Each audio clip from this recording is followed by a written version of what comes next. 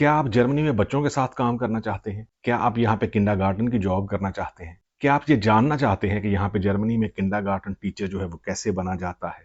तो ये वीडियो आपके लिए बहुत इंपॉर्टेंट है, क्योंकि जर्मनी में आमतौर पे जिसको लोग किंडरगार्टन टीचर कहते हैं, उसको जर्मन लैंग्वेज में एर्सियर भी जो है वो कहा जाता है। लेकिन सबसे इंपॉर्टेंट बात यहाँ पे ये है कि एर्सियर की रिक्वायरमेंट जो है वो डिफरेंट स्टेट में डिफरेंट है। जैसे नॉर्थ राइन वेस्टफालन में जो रिक्वायरमेंट है वो बायरन में नहीं है, ये बादन वोटनबर्ग में नहीं है। आज हम डिटेल में देखेंगे एर्सियर क्या करता है, ऑसबिल्डिंग कितने साल की होती है, क्यों, कौन अप्लाई कर सकता है, फॉरेनर्स के लिए क्या रिक्वायरमेंट्स हैं, जर्मन लैंग्वेज कितनी चाहिए, स्कूल क्वालिफिकेशन क्या चाहिए, पीईए क्या है, ऑसबिल्डिंग में सैलरी मिलती है या नहीं, step by step application process क्या होता है। ये सारी चीज़ें जो हैं वो आपको इस वीडियो में मैं बताऊंगा। सबसे पहले ये टर्मिनोलॉजी समझना ज़रूरी है कि एक्चुअली किंडरगार्टन टीचर जो है वो करता क्या है, इस प्रोफेशन में क्या क्या काम है। अगर आप जर्मनी में किंडरगार्टन में जॉब करना चाहते हैं और बच्चों के साथ प्रोफेशनली काम करना चाहते हैं, तो ये एक बहुत ही इंपॉर्टेंट प्रोफेशन है। यहाँ पे एससीए सिर्फ बच्चों की निगरानी नहीं करता, इस प्रोफेशन में बच्चों की बिट्रॉइंग, एर्सियोंग, बिल्डुंग, development observation, activities, sports, creative learning, parents के साथ कम्युनिकेशन जैसे काम जो है वो शामिल होते हैं। यानी अगर आप सोच रहे हैं कि मैं सिर्फ बच्चों को देखूंगा, उसकी निगरानी करूंगा, तो ऐसा कुछ नहीं है। ये एक प्रोफेशनल एजुकेशनल जॉब है।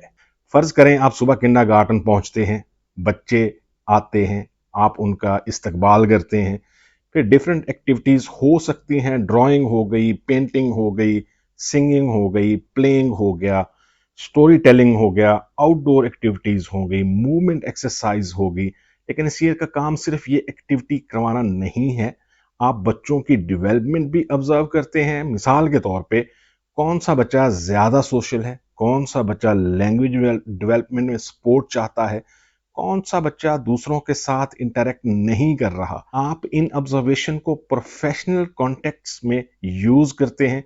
इसलिए इस जॉब के लिए रिस्पॉन्सिबिलिटी और कम्युनिकेशंस बहुत इंपॉर्टेंट है। क्वेश्चन यहाँ पे ये है कि क्या किंडरगार्टन की ऑसबिल्डिंग नॉर्मली 3 साल की होती है? बहुत सारे लोग जो हैं वो यहाँ पे कंफ्यूज होते हैं। ये एक फेडरल स्टेट बेस्ड जो है वोकेशनल ट्रेनिंग प्रोग्राम है, जिसमें आपको 2 साल से लेके 6 साल तक जो है वो इसकी ट्रेनिंग जो है वो लेनी पड़ सकती है। ये ऑसबिल्डिंग जो है वो करनी पड़ सकती है। पार्ट टाइम करना चाहते हैं या फुल टाइम करना चाहते हैं, लेकिन ये एक फेडरल स्टेट रूल्स के अंडर जो है वो रेगुलेट होती है। बुंडेसआगेंटूर फॉर आर्बाइट के मुताबिक ड्यूरेशन रूट डिफरेंट जो है वो हो सकता है, लेकिन प्रैक्टिकली बहुत से रूट्स तकरीबन 3 साल के होते हैं। मिसाल के तौर पे एक करंट ऑसबिल्डिंग एग्जाम्पल मैं आपको देता हूँ कि 2 साल फखशूले प्लस 1 ईयर बिगूफ प्रैक्टिकल जो होता है, उसके मुताबिक एक मॉडल जो है वो यहाँ पे है। दूसरा इंपॉर्टेंट मॉडल है पीईए, प्रैक्टिस इंटीग्रेटेड ऑसबिल्डिंग। इसमें थ्योरी और प्रैक्टिकल ट्रेनिंग ज्यादा इंटीग्रेटेड होती है।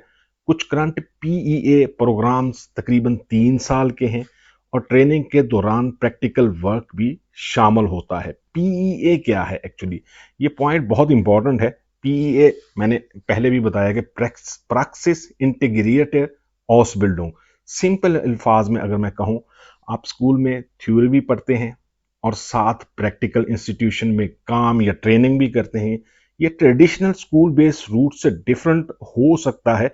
और एक बड़ा एडवांटेज ये हो सकता है कि पीईए में ऑसबिल्डिंग्स फगुटुंग्स मिल सकती है। फगुटुंग्स का मतलब होता है सैलरी, जबकि कुछ प्योरली स्कूल बेस्ड रूट्स में ट्रेनिंग के दौरान रेगुलर ऑसबिल्डिंग्स फगुटुंग्स नहीं मिलती, सैलरी नहीं मिलती। इसलिए अगर आप फाइनेंशियल पॉइंट ऑफ व्यू से ऑसबिल्डिंग देख रहे हैं, पीईए या पीआईए को जरूर जो है वो सर्च करें कि यहाँ पे स्टेट वाइज, यहाँ पे स्कूल वाइज इसकी रिक्वायरमेंट जो है वो डिफरेंट हो सकती है।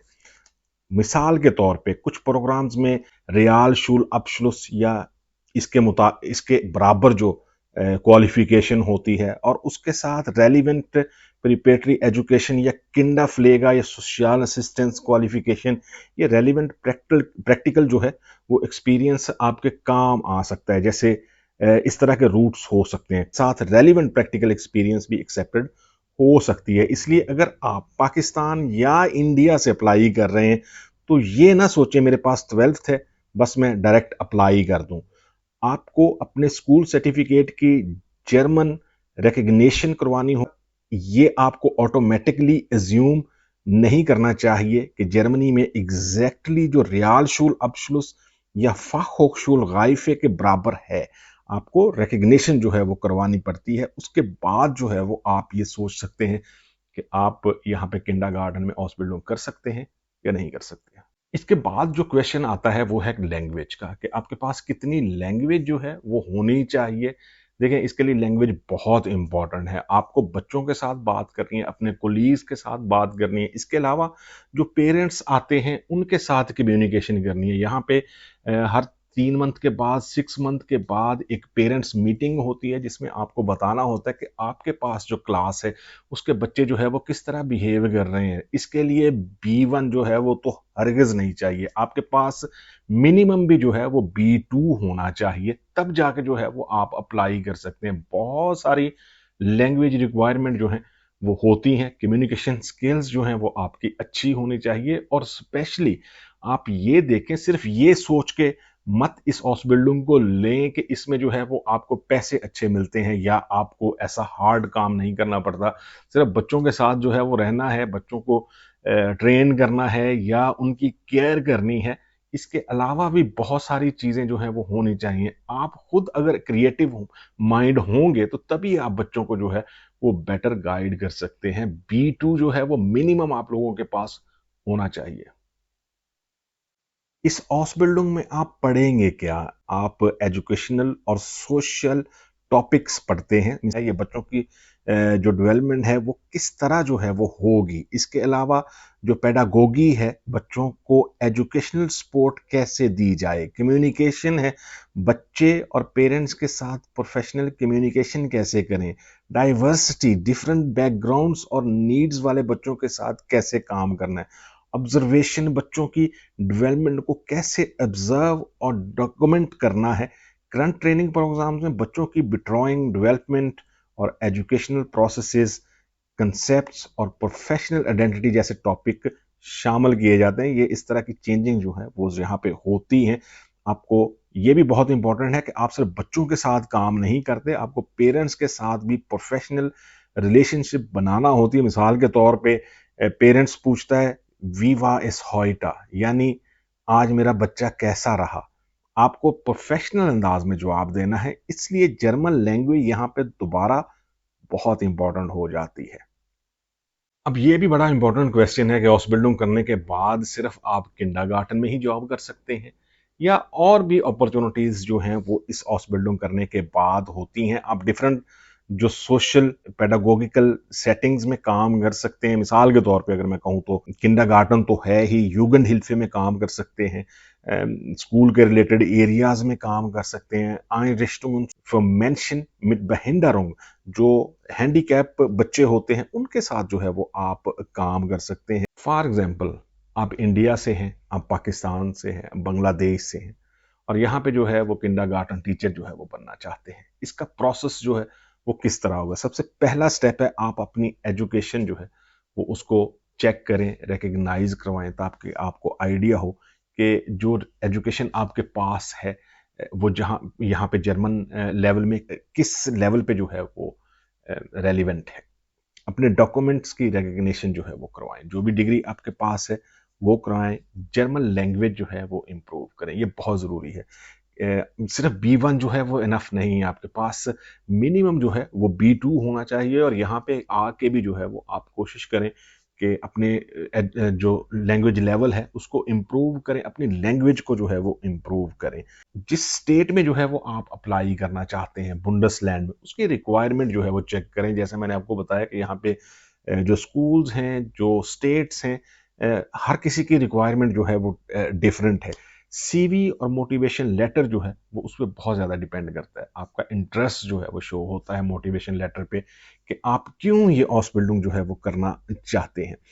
एप्लीकेशन सबमिट करें, इंतज़ार करें, जो भी आपको प्रोग्राम मिलता है, जो भी ऑस बिल्डिंग मिलती है, पीईए या पीआईए जो है, उसमें कोशिश करें, क्योंकि अगर आप दूसरे रूट पे जाएंगे जो स्कूल बेस्ड है तो उसके लिए फिर आपको ब्लॉक अकाउंट जो है वो चाहिए होगा। उसमें सैलरी नहीं मिलेगी तो डेफिनेटली आपको ब्लॉक अकाउंट चाहिए होगा। लेकिन अगर आप इस पीआईए या पीईआर को यूज़ करेंगे तो फिर जो है वो आपको सैलरी भी मिलेगी और आपको ब्लॉक अकाउंट भी जो है वो नहीं चाहिए होगा। अगर आप डेफिनेटली जो है वो नॉन एयू कंट्री से आ रहे हैं तो आपको जो है वो वीज़ा चाहिए होगा, और वीज़ा उसी सूरत में मिलेगा जब आपके पास कॉन्ट्रैक्ट होगा। अब एक क्वेश्चन जो है वो कॉमनली होता है तो उसको भी जो है मैं ऐड करता हूँ कि बहुत सारे लोग पूछ रहे हैं कि मेरी एज जो है वो 30 या 30 प्लस है, तो क्या इस हाउस बिल्डिंग के लिए आप भी आ सकते हैं या नहीं आ सकते। डेफिनेटली जो है वो आप आ सकते हैं। सिर्फ एज की वजह से जो है वो वीज़ा रिजेक्ट नहीं होता, कोई भी वीज़ा कैटेगरी हो। सिर्फ इस वजह से कि आपकी एज जो है वो 30 है या 30 से ज़्यादा है और आपको वीज़ा नहीं मिलेगा, बिल्कुल भी डिसअपॉइंट ना हो। लेकिन आपका बैकग्राउंड जो है वो टीचिंग का होना चाहिए। वो एक्सपीरियंस जो है वो यहाँ पे बहुत काम करेगा। सबसे पहले जिस भी मुंडा स्टेट में आप अप्लाई कर रहे हैं, गूगल करके उसकी रिक्वायरमेंट जो है वो ज़रूर चेक करें। ये बहुत ज़रूरी है, क्योंकि सम टाइम होता ये है कि आप किसी ऐसे जो है वो जगह पे अप्लाई कर रहे हैं कि जहाँ पे उसकी रिक्वायरमेंट के मुताबिक आपकी जो सीवी है या डॉक्यूमेंट्स हैं वो मैच नहीं करते। तो इसका मतलब हरगिज़ ये नहीं है कि आपको ये हॉस्पिटल नहीं मिल सकती। आप किसी दूसरे बुंडसलैंड या स्टेट में जो है वो अप्लाई कर सकते हैं, किसी दूसरे स्कूल में अप्लाई कर सकते हैं। इसलिए अप्लाई करने से पहले जिस भी जगह पे आप अप्लाई कर रहे हैं, जिस भी इंस्टीट्यूट में अप्लाई कर रहे हैं, आप सबसे पहले उसका ये चेक करें कि वो कौन सी स्टेट में है, उसकी रिक्वायरमेंट क्या है। फिर जो है वो आपको अप्लाई करना चाहिए। और 30 प्लस के लोग अगर उनके पास टीचिंग का एक्सपीरियंस है तो ज़रूर जो है वो अप्लाई करें। एज के साथ एक और क्वेश्चन जो है वो अमूमन लोग पूछते हैं कि स्टडी गैप है।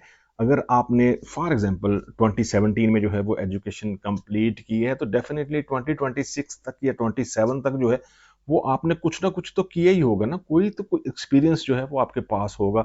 और इसमें अगर आपके पास कोई टीचिंग का या बच्चों की केयर का या इस तरह के किसी डिपार्टमेंट में आपने काम किया तो ये गैप जो है वो उसको आप कवर कर सकते हैं। आप अपनी सीवी में, इंटरव्यू में बता सकते हैं कि क्यों ये गैप है और कहाँ पे जो है वो आपका एक्सपीरियंस है। इसका मतलब हरगिज़ ये नहीं है कि आपका ऑलरेडी एक्सपीरियंस नहीं है लेकिन आपके पास एजुकेशन है और आपको ये डिपार्टमेंट जो या प्रोफेशन जो है वो अच्छा लगता है और आप इसके लिए अप्लाई नहीं कर सकते। डेफिनेटली एक्सपीरियंस जो है वो डिफरेंट डिपार्टमेंट में, प्रोफेशन में हो सकता है, लेकिन आप प्रोफेशन भी चेंज करना चाहते हैं तो कुछ ना कुछ तो आपने किया होगा ना जो आप अपने मोटिवेशन लेटर में या सीवी में मेंशन करेंगे। इंटरव्यू में ज़रूर बताएं, ज़रूर मेंशन करें अगर आपका स्टडी गैप है।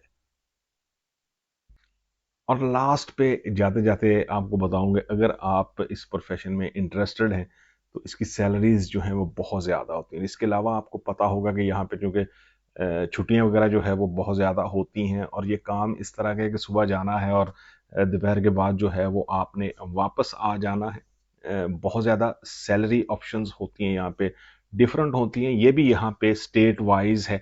अगर नॉर्थ गाइन वेस्टफालन की मैं बात करूँ तो यहाँ पे भी सैलरी जो है वो तकरीबन 3000 यूरो से जो है वो स्टार्ट होती है। बहुत सारी दूसरी स्टेट में सैलरीज जो हैं वो इससे भी ज़्यादा हैं। लेकिन ये प्रोफेशन मुझे लगता है कि जो लोग एजुकेशन से रिलेटेड हैं, जो टीचिंग के शोबे से रिलेटेड हैं या ऑलरेडी कुछ ऐसे डिपार्टमेंट्स में काम कर चुके हैं जहाँ पे उनको बच्चों को हैंडल करना ये काम आता है, तो उनको ज़रूर ये ऑप्शन जो है वो यूज़ करनी चाहिए। हॉस्पिटलों जो है वो ज़रूर कंसीडर करनी चाहिए। एजुकेशनल जो है ये ट्रेनिंग है और इसमें जो है वो आपकी तरक्की के चांसेस, यहाँ पे परमानेंट होने के चांसेस बहुत ज़्यादा हैं और इन फ्यूचर जो है वो आप बहुत ज़्यादा पैसे जो है वो कमा सकते हैं। जैसे जैसे आप साथ में कोर्सेज करते जाएंगे, आपको एक्सपीरियंस होगा, लैंग्वेज इंप्रूव होगी, आपके लिए बहुत ज़्यादा चांसेस हैं। मिलते हैं किसी दूसरी वीडियो में। दुआओं में ज़रूर याद रखें। अल्लाह हाफिज़।